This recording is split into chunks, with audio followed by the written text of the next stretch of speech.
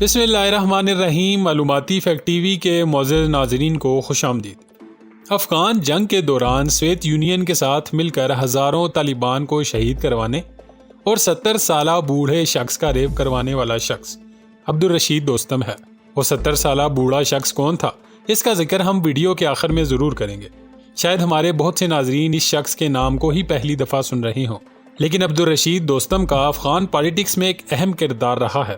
اس وقت جہاں روس میں طالبان اور امریکہ کے مذاکرات کے لیے طالبان کا وفد موجود ہے، وہیں عبدالرشید دوستم بھی اس انتظامیہ کا حصہ ہے جو افغان حکومت کی طرف سے مذاکرات کر رہی ہے۔ یہاں روس کانفرنس میں افغان طالبان کی جانب سے اس شخص کے ساتھ ہاتھ ملانے تک سے انکار کر دیا گیا ہے، کیونکہ اگر کوئی شخص اس کی گندی ذہنیت اور سوچ سے واقف ہے تو وہ افغان طالبان ہی ہیں۔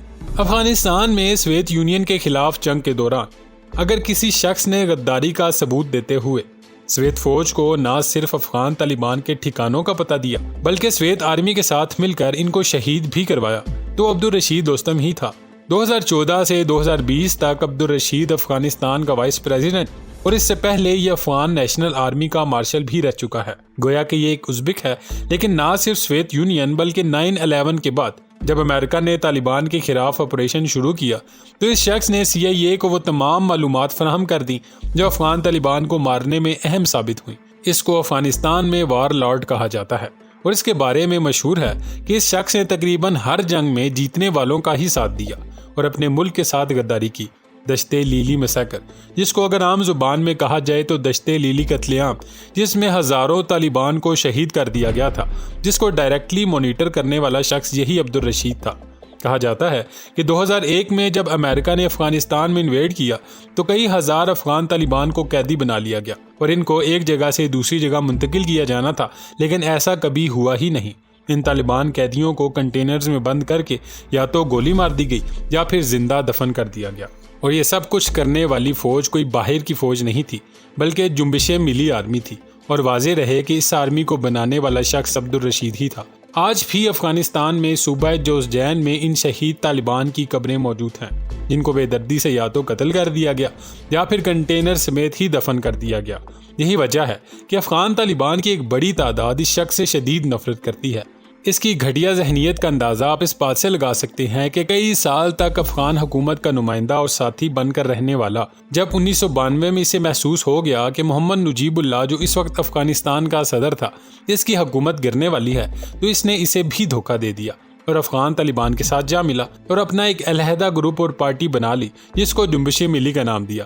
آج بھی افغانستان میں یہ گروپ موجود ہے جس میں زیادہ تر ازبک لوگ موجود ہیں۔ 1994 میں جب کابل میں نئی حکومت آئی جس کے تحت برہان الدین ربانی افغان لیڈر بنے تو یہ شخص ان کے ساتھ جا ملا، لیکن کچھ ہی عرصے بعد گرگٹ کی طرح دوبارہ رنگ بدلتے ہوئے اس نے گلبدین حکمت یار کے ساتھ جا کر ہاتھ ملا لیا، لیکن اگلے ہی سال پھر سے دوبارہ ربانی حکومت کی جھولی میں جا بیٹھا۔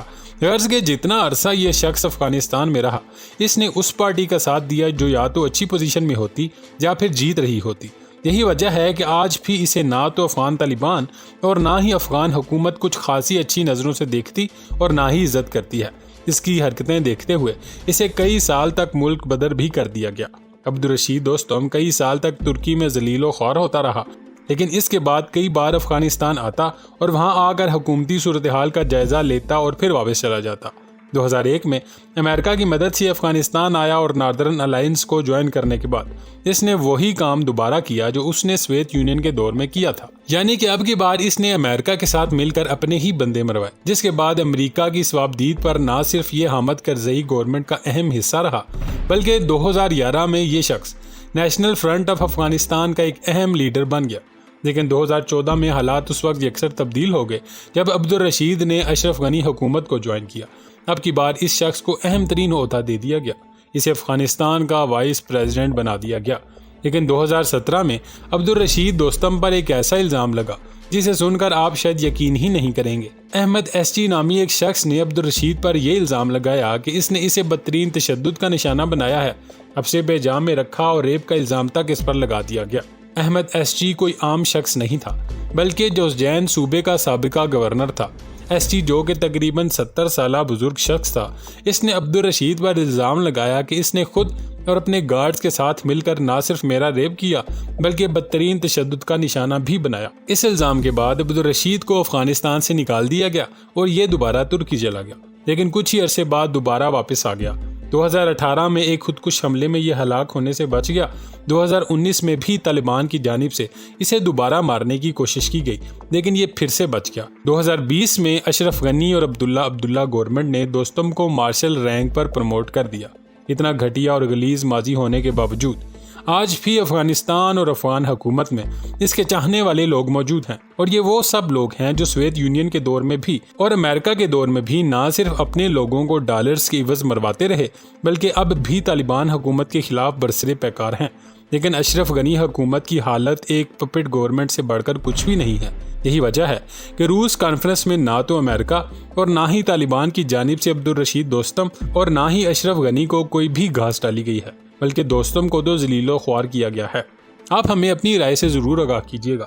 ہماری ویڈیو کو لائک اور ہمارے چینل کو سبسکرائب کر لیں تاکہ ہر طرح کی انفارمیٹیو ویڈیو آپ کو بآسانی ملتی رہے۔